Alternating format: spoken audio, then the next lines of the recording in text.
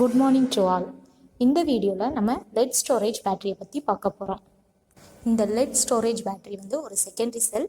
இதில் 2 type of cells வந்து use பண்ணுறோம். ஒன்று வந்து வோல்டேக் செல்ஸ், இன்னொன்று வந்து எலக்ட்ரிக்கல் செல்ஸ். வோல்டேக் செல்ஸ் வந்து டிஸ்சார்ஜிங் ப்ராசஸில் யூஸ் ஆகுது. அதுவே எலக்ட்ரிக் செல் வந்து சார்ஜிங் ப்ராசஸில் யூஸ் பண்ணுறோம். இந்த லெட் ஸ்டோரேஜ் பேட்டரியில் வந்து லெட் அண்ட் லெட் ஆக்சைடு பிளேட்ஸை வந்து ஆல்டர்னேட்டிவாக நம்ம பேரலாக கனெக்ட் பண்ணணும். இந்த லெட் ஸ்டோரேஜ் பேட்டரியில் ஆனோட ஆக்ட் ஆகக்கூடிய மெட்டல் வந்து லெட் பிளேட்ஸு. அதுவே கேத்தோட வந்து லெட் ஆக்சைடு வந்து யூஸ் பண்ணுறோம். எலக்ட்ரோலைட்டாக டைல்யூட் H2SO4 வந்து யூஸ் பண்ணுறோம். இதுதான் லெட் ஸ்டோரேஜ் பேட்டரியோட டயக்ராம். இதில் வந்து இந்த க்ரீன் கலர் வந்து லெட் பிளேட்ஸாகவும், ரெட் கலர் வந்து லெட் டை ஆக்சைடாகவும் இருக்குது. இன்பிட்வீனில் வைலட் கலர் வந்து செப்பரேட்டாக, அதில் பிளாக் கலர் கொடுத்துருக்காங்கள அது வந்து இன்டர்னல் கம்பஷன் கனெக்ஷன்ஸ்.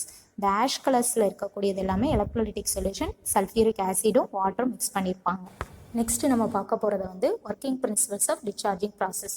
ஒரு கெமிக்கல் ரியாக்ஷன்ஸ் நடக்கும்போது அது ஆனோட்லேயும் நடக்கும், கேத்தோட்லேயும் ரியாக்ஷன்ஸ் நடக்கும். ஃபர்ஸ்ட் கேத்தோடில் என்ன ரியாக்ஷன் நடக்கு அப்படின்னா, கேத்தோடு லெட் ப்ரெசென்ட் ஆகிருக்கும். அது எலக்ட்ரோலைட்டிக் சொல்யூஷனில் இருக்கிற சல்ஃபைடோட சேர்ந்து லெட் சல்ஃபேட்டையும் 2 எலக்ட்ரான்ஸையும் லாஸ் பண்ணும்.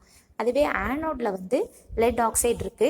அது இந்த எலக்ட்ரோலைட்டிக் சொல்யூஷனான சல்ஃபியூரிக் ஆசிடோட ரியாக்ட் ஆகும். சேம் டைம்ஸ் கேத்தோட்லேருந்து வெளியே வர 2 எலக்ட்ரானையும் அக்செப்ட் பண்ணி லெட் சல்ஃபேட் ப்ளஸ் வாட்டர் மாலிகூல்ஸை ஃபார்ம் பண்ணும். இப்படி ஆனோட் அண்ட் கேத்தோட் ரியாக்ஷன் முடிஞ்சு ஓவராலாக ரெண்டுலேயும் காமனாக இருக்கிற ஃபேக்டர்ஸை கேன்சல் பண்ணிவிட்டு நம்ம ஓவரால் கெமிக்கல் ரியாக்ஷன் டிஸ்சார்ஜிங் ப்ராசஸ்க்கு எழுதணும் அப்படின்னா, லெட் ஆக்சைடு ப்ளஸ் லெட்டு அதோட சல்ஃபியூரிக் ஆசிட் சேர்ந்து நம்மளுக்கு லெட் சல்ஃபேட் ப்ளஸ் வாட்டர் மாலிகூல்ஸை ஃபார்ம் பண்ணும்.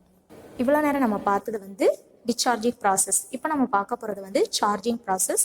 அப்போ டிஸ்சார்ஜிங் நடக்கிறதுக்கு அப்படியே ரிவர்ஸ் ரியாக்ஷனாக இந்த சார்ஜிங் ப்ராசஸ் நடக்கும். ஃபார் எக்ஸாம்பிள், கேத்தோடில் லெட் சல்ஃபேட்டும் 2 எலக்ட்ரானும் சேர்ந்து லெட்டு தனியாகவும் சல்ஃபேட் தனியாகவும் செப்பரேட் ஆகும்.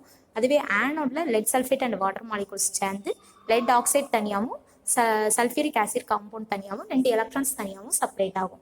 ஸோ ஓவரால் கெமிக்கல் ரியாக்ஷன் பார்த்தோம் அப்படின்னா, லெட் சல்ஃபேட்டும் வாட்டரும் சேர்ந்து தனித்தனியாக லெட் ஆக்சைடு தனியாகவும் லெட் தனியாகவும் சல்ஃபியூரிக் ஆசிட் எலக்ட்ரோலைட் தனியாகவும் செப்பரேட் ஆகி கிடைக்கக்கூடிய ப்ராசஸ் தான் சார்ஜிங் ப்ராசஸ். அடுத்து நம்ம பார்க்க போகிறது வந்து uses of lead storage battery. இந்த பேட்டரி மோஸ்ட்லி ஆட்டோமொபைல்ஸில் அதிகமாக யூஸ் பண்ணுறாங்க. அதே மாதிரி இதில் 6 லெட் செல்ஸில் வந்து சீரீஸில் கனெக்ட் பண்ணுவாங்க. அந்த 6 லெட் செல்ஸும் 12 வோல்ட் EMF இருக்கக்கூடியதாக இருக்கும்.